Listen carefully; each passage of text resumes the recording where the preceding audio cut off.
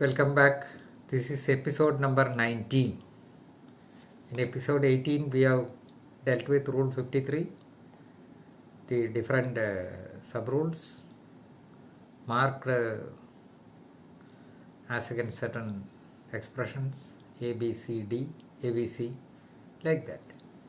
Now we have to see, I also said that there is something which is silent in Rule 53, or in other words, there are certain blanks. How to interpret it? That is stated in some of the decisions. I will refer to some important decisions, not all. And you may also read rules 318, 319 and 320 of the Civil Rules of Practice. 318, 19 and 20.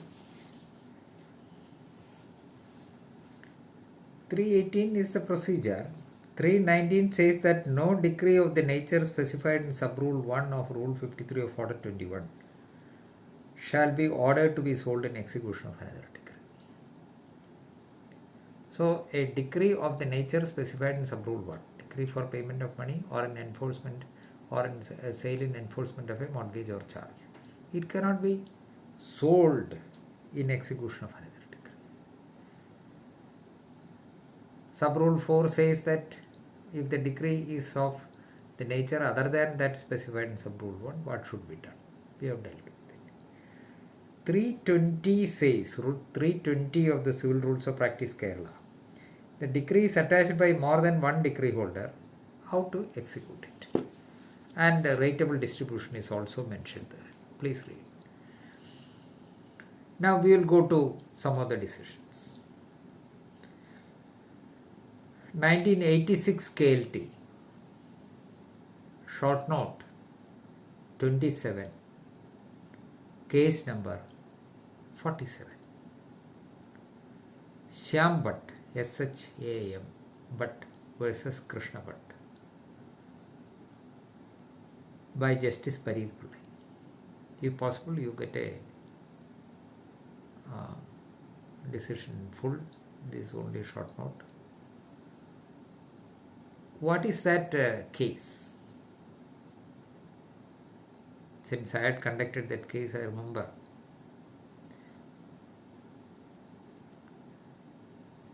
In Kasaragod area, there is a practice that whenever extensive properties are partitioned by the parties and a partition deed is executed, the ovalty amount is not paid in cash. The person to whom more property is allotted will be made liable to deliver certain quantity of arecanut every year. That is perpetual, not over by delivery for 1 year. It goes on and on. Suppose I am entitled to, under the partition deed, I am entitled to vast areas of agricultural lands and very fertile arecanut gardens are there in Kasaragod. So arecanut is a very valuable thing, and the crop will be much more in Kasaragod. So that is one of the major items. Suppose I am entitled to 1 acre. I am given 1 acre and 75 cents for the easy allocation of properties, division of properties. So I have got 75 cents extra. Or I am entitled to 2 acres, I am given 3 acres for easy reference. I am entitled to 2 acres on partition, but for convenience sake I am being allotted 3 acres. So 1 acre is extra. So I have to deliver to the person who has got the lesser extent certain quantity of arecanut every year. And the parties fight almost every year as to the value of the same. it is not delivery of the recurrent in specie. It is the amount will be paid. What is the rate? Kasaragod there will be a rate, and Mangalore market there will be another rate. Usually Mangalore rate will be high. And the parties will fight whether Mangalore rate is to be adopted or Kasaragod rate is to be adopted. And various other contentions will be raised. This is Shyam Bhatt's case is such of a case. And this property was, such a decree was attached. Such a decree for partition, where the main profits is to be paid by delivery of a certain quantity of recurrent every year. That decree was attached in execution of another decree. What is to be done? So, a contention was raised that it is OLT amount, therefore it is equivalent to a decree for payment of money, and therefore it can be executed like that. All those contentions were rejected. I'll read a short paragraph.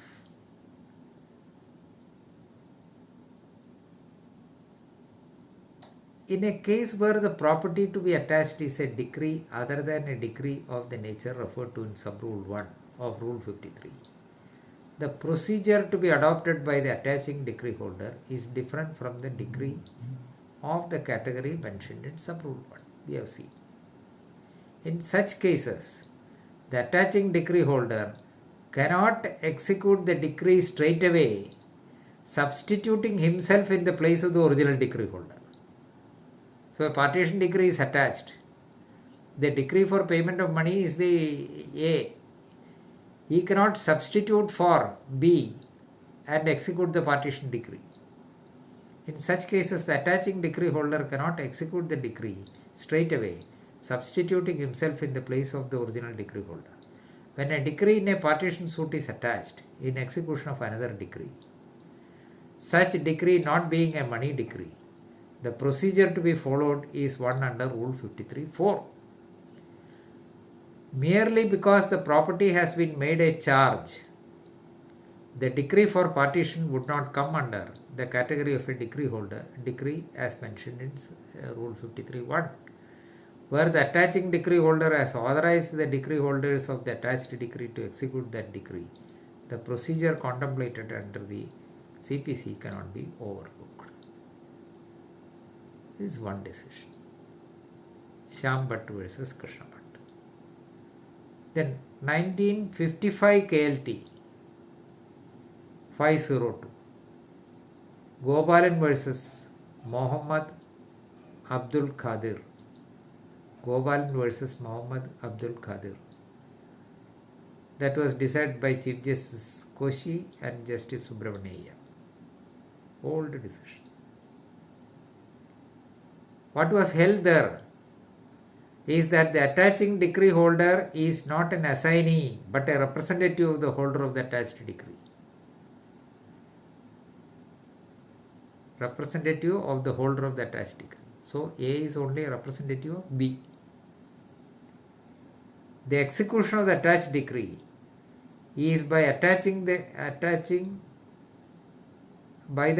execution of the attached decree by the attaching decree holder is on behalf of the holder of the attached decree and for his benefit. It is not on his own right. An execution application by an attaching decree holder is in substance an application for the execution of the attached decree by the holder of that decree acting through the representative in law and inures to the benefit of the holder of the attached decree. Now the question which arose in that case was, for executing an attached decree, what is the period of limitation? Which period of limitation will apply? That was the question concerned. Whether the period of limitation computing on the basis of A's decree or the period of limitation computing on B's decree. That was the question. A's decree has to be executed, the application has to be filed within the period of limitation, no doubt about it. Likewise, if B has to execute the decree against C, that should also be filed within the period of limitation. Now here A is a representative of B, and therefore what is binding on B is binding on A also. So B's decree against C can be executed within the period of limitation for that decree. Now, as an application for execution by an attaching decree holder has to be treated as an application by the holder of the attached decree, that is by B, the period of limitation applicable to it is the same as that applicable to an application by the holder of the attached decree. The period of limitation applicable to it is the same as that applicable to an application by the holder of the attached decree. Who is the holder of the attached decree? B. So if B's decree is barred by limitation, by this procedure under Rule 53, A cannot execute that decree. Otherwise, what will happen? Suppose B has obtained a decree against C. It is time barred. A and B are friends. They obtain a collusive decree after several years and then attach that decree and execute, attach B's decree and execute it. By that time, B's decree is time barred. So B cannot execute his decree against C. If so, by attaching that decree, A also cannot. 1971 KLT 241 Dharmadevan versus Keshavan. Dharmadevan versus Keshavan. That is by Justice T.S. Krishnamurthy Iyer and Justice Unnikrishna Krupp.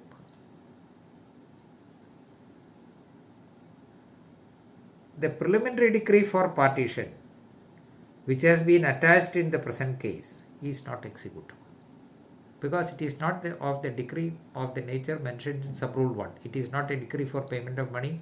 It is not a decree for sale and enforcement of a mortgage or charge. So the procedure under Sub-Rule 4 has to be adopted. Then what is to be done? The preliminary decree for partition, which has been attached in the present case, is not executable. It is not possible to hold in view of section 60 CPC that such decree are not attachable. 60 applies. The attachment of such decrees has only to be under Order 21, Rule 53.4. But the rule is silent as to how the fruits of the decree have to be realized after attachment. Such decrees have therefore to be sold in court auction as they are other saleable property of the judgmentator under section 61. Section 60 provides for what are the properties that can be attached. Movable, immovable, this, that, several items are mentioned. And all other property, saleable property over which the judgmentator has a power of alienation, or a disposing power. All such properties can be attached and sold.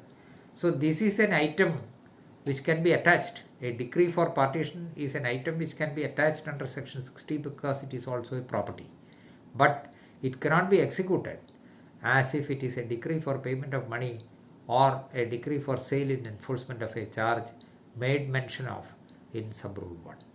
It has to be sold. That decree has to be sold as any other item of property which was attached under section 60. That is 71 KLT 241. Then 1963 KLT 1179. Elia Kutty, ELIA Kutty versus Pudukkad Public Trust. That was a case. The question was, A has only a debt to be realized against B. A has only a debt to be realized from B. B has obtained a decree against C. Whether the decree which B obtained against C can be attached invoking Order 21, Rule 53. That was the question. And it was held that attachment of decree before judgment, it was held that there is no law nor equity in favor of a creditor being allowed to execute a decree obtained by his debtor before he has obtained a judgment in his case. There is no law nor equity in favor of a creditor. A is a creditor, he is only a creditor, not a decree holder, being allowed to execute a decree obtained by his debtor, that is by B, before he has obtained a judgment in his case, before A has obtained a judgment in his case. So in a case where A has not obtained a judgment and he has only a debt to be realized from B, and B has obtained a decree against C, that decree cannot be attached under Rule 53 because it is attachment of decree by executing a decree and not otherwise.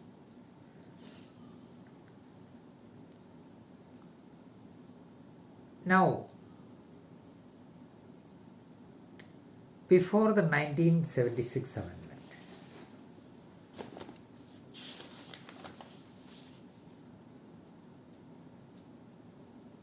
there was a conflict of opinion. Allahabad and Calcutta High Court held that a mortgage decree or a charge decree is not a money decree and therefore it should be sold after attachment. Madras High Court took a contrary view.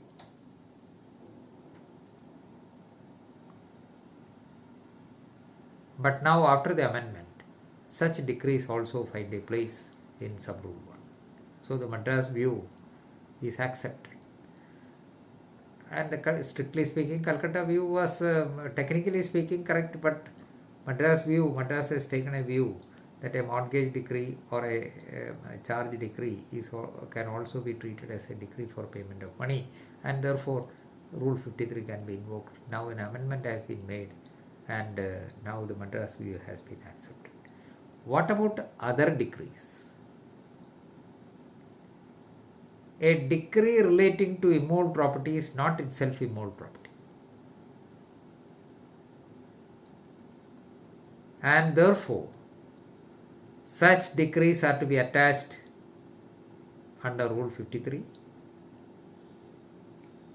and then sold. For example, a decree for possession of immoved property, which I mentioned, for recovery possession. A preliminary decree for partition. A decree for foreclosure. A decree for specific performance of contract. All such decrees can be attached,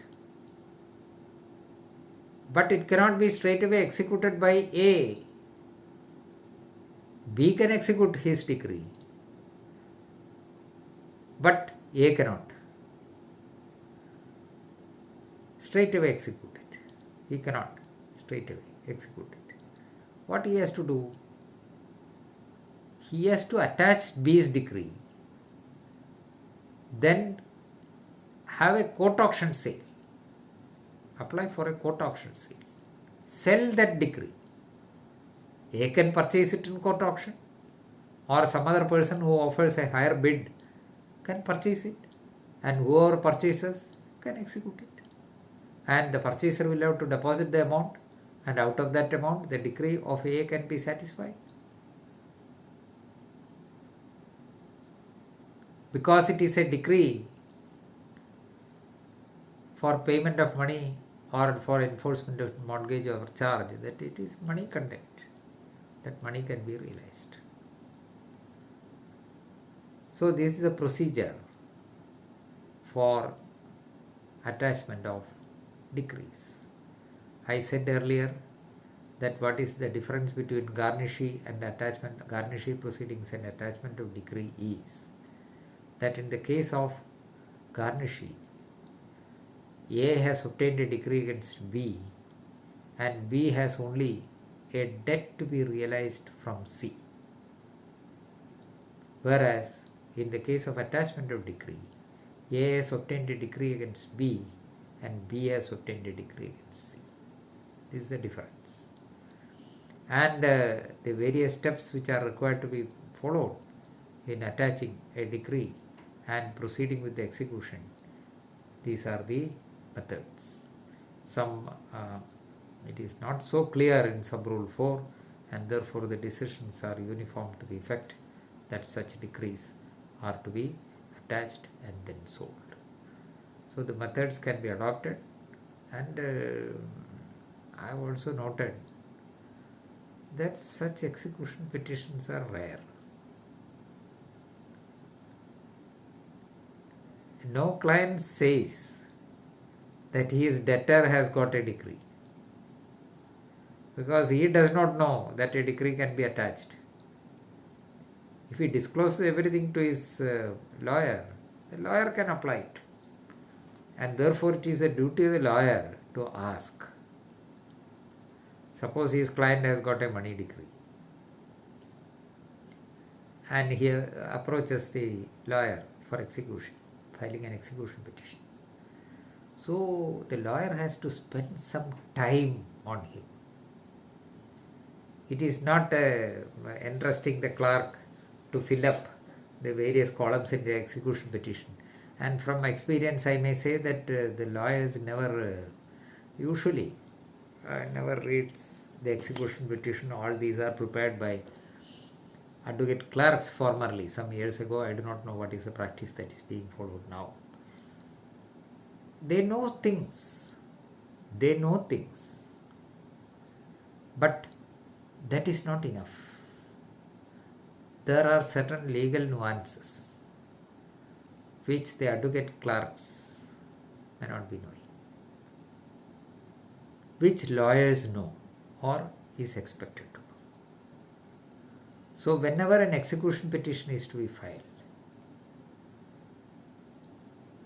you have to have a discussion with your client.